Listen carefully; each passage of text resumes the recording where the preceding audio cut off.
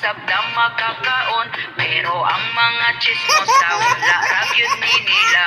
Tungod sayo pa sa buntag na mahaw panglibak na. Hangtod na sa panihapon na busog ng hilabtanon. Dili na manginahanglan o bugas nga lungagon. Asa naman tong saad nga ibarato ang bugas.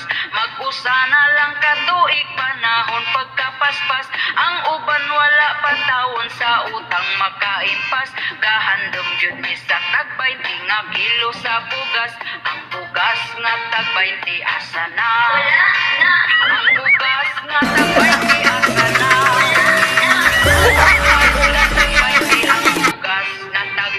Ang bugas nga tag-20 asa na.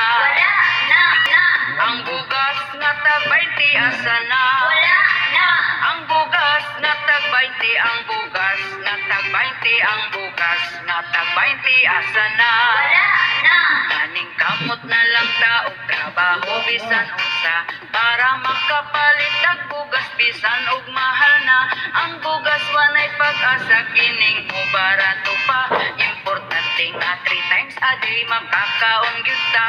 Sa karon nga panahon ang uban gyud praktikal na. Kay afam naman gyud ang ila ang mga tirada.